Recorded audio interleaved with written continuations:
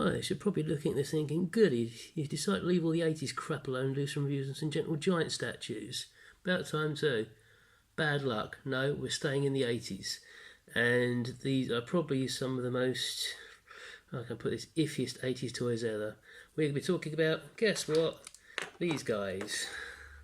Namely, Rock Lords. Now, as with many of these things, there's a bit of a story behind this one. Essentially, this is my first ever purchase on Facebook. There you go. I actually bought these through Facebook rather than eBay or a charity shop or something along those sort of lines. Yeah, it's actually a pretty smooth way of actually sort of acquiring items.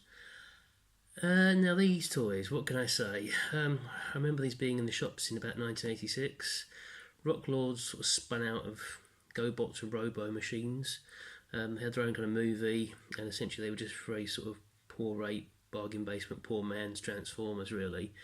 And I think I remember seeing these in the shops sort of around this sort of time, thinking they're really sort of just digging out the bottom of the basement really with these.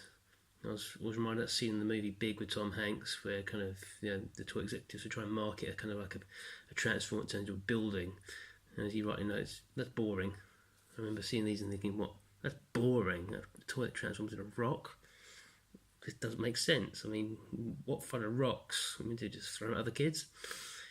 So as with all these things, I did not touch these despite being Transformers mad, as most 10-year-olds were back in 1986. I haven't touched these since.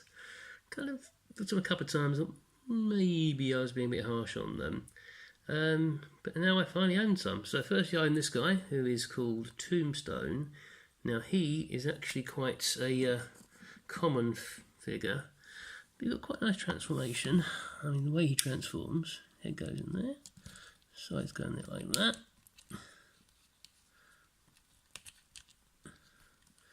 And then you fold him over, and then, oops, there he goes in like that. So that is Tombstone. What should we do with that one really? He's rather dull in his sort of alternate mode of being a rock. Painting brown could be a dog turd really, couldn't he? Oh well, so he's kind of the loser in this set here really. However, I actually picked up two of these things, and the other one I got is actually quite nice.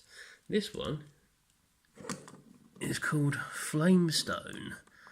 Now, he's a little bit different. He's apparently from the last series of these, and with all things that are in the last series in the toy line, he is the rarest one, or one of the rarest ones, I understand. Because the big thing about the last few they did, which they're called Jewel Lords, is, as you can see, they're actually transparent. So you can actually see through them. So he's actually quite nice and eye-catching. And actually, I should draw the attention to the fact that these actually do have die-cast parts in the sort of legs and arms.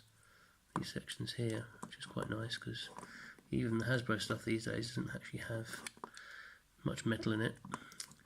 And the transform is actually quite nice as well. I mean, look, just push them in like that, push the arms in.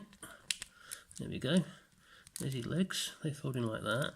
It's actually surprisingly simple, but guess what? It actually looks quite nice, that, doesn't it? You know, I mean, it's obviously meant to be a rock still.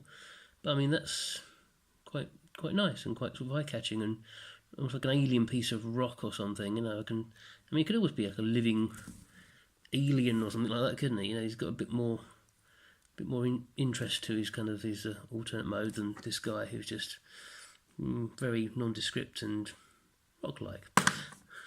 Guess what? So yeah, I think of these two here, I think Flamestone here is my favourite. This guy, he's okay, but not so much. I mean, if I did see more of these Jewel Lords, as they're called, with the transparent parts, I might pick up some more. Maybe not so much these earlier ones that have rather bland rock modes. But I think the Jewel Lords could be something I may pick up more of in the future. And actually, interestingly, one of the Jewel Lords is a female character as well, which is quite unusual in sort of an 80s toy line. Well, I know there was Scarlet and a few other things in like G.I. Joe, but I mean, in Transformers, there was no females in the actual toy line, even though we had RC in the movie. But that's something you can sort of say with sort of GoBots. They did have a few female characters like Smallfoot and Crasher. And in the Rock Lords they had also another female character, I think it's called Sapphire, I believe. Anyway, so Rock Lords, my new black hole, which I'll probably end up buying loads of even though I've slagged off most of the characters in the range. Anyway, thanks for watching, and maybe next time we might actually look at these rather wonderful Gentle Giant and Hot Toys items in this cabinet here. Yes, one day I will review all these things. Trust me, it's coming. Again, thanks for watching. Bye.